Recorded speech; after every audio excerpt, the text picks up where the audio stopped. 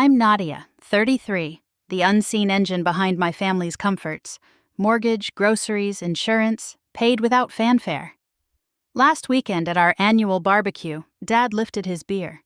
"Time you paid real rent or moved out," he announced, and the table laughed. No one knew I'd already closed on a little house across town. The keys pressed a moon-shaped bruise through my purse. Here's the road to that moment. I grew up in a working-class corner of Seattle. At 16, the divorce split us. Mom, Marla, left for Florida. Dad, Peter, kept the house and me. He ran construction sites. I ran toward straight A's and escape. Then came Renee, 15 years younger and budget blind. Within 6 months, I had a stepmother and 2 suddenly sisters, Tessa and Kara, who arrived with ring-light smiles and overnight opinions. I earned a finance scholarship to the University of Washington, worked the bookstore, poured lattes, graduated proud, landed at Soundview Capital. 23, solvent, optimistic. 3 years in, Dad called. Contracts gone, cards maxed, the house wobbling. "Just for a few months," he said. I moved back. Months became years. My paycheck became their plan. Mortgage, utilities, tuition tryouts, impulse treats, gratitude vanished. Work, meanwhile, caught fire. Graham, my boss, put me on an acquisitions project. Nights blurred into models, promotions followed. I opened a quiet account, invested, and 6 months ago, on a sharp inhale and a bonus, I bought a modest Craftsman beneath a maple. I planned my exit carefully, not cruelly. So when Dad's joke landed like a slap, I didn't break. I passed the coleslaw, hid the tremor in my wrist, and knew what came next. I would leave with dignity, and I would stop paying for their punchlines. By dessert, Dad raised his glass again. "So, Nadia, rent or the road?" Laughter flared. I felt the old heat rise, but kept my voice even. "I'll think about it." In my room, I cried, not from hurt, from relief. They'd made the choice easy. I opened my laptop and pulled up 5 years of receipts.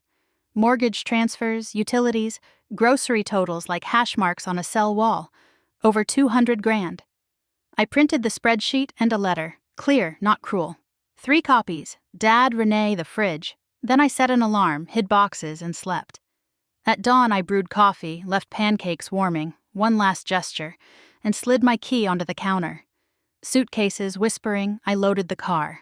The sky was milk blue. Freedom sounded like sparrows and a mug's clink.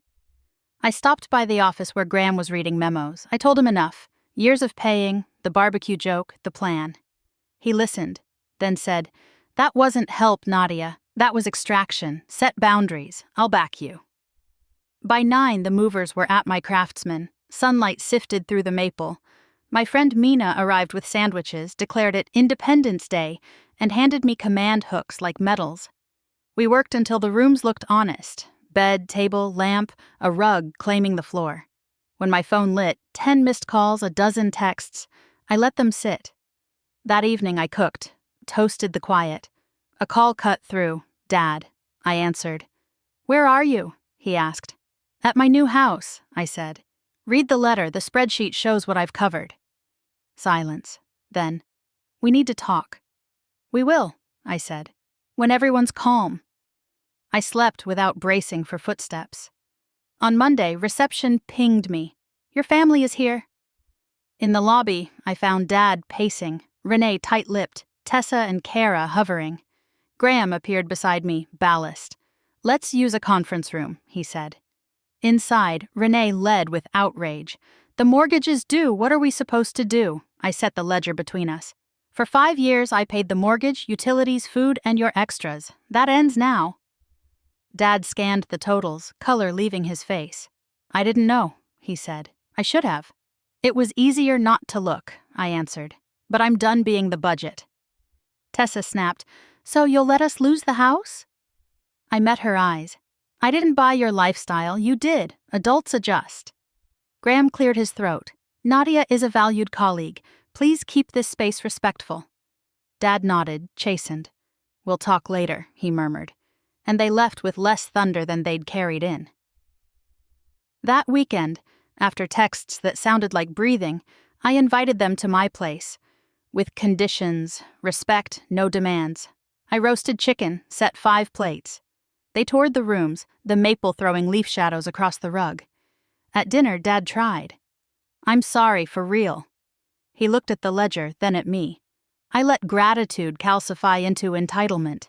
I won't ask you for money again." Renee's mouth thinned, but she said, "I'm speaking to a broker about work." Kara admitted she'd applied at a cafe. Tessa muttered about retail interviews. It was not grace, but it was motion.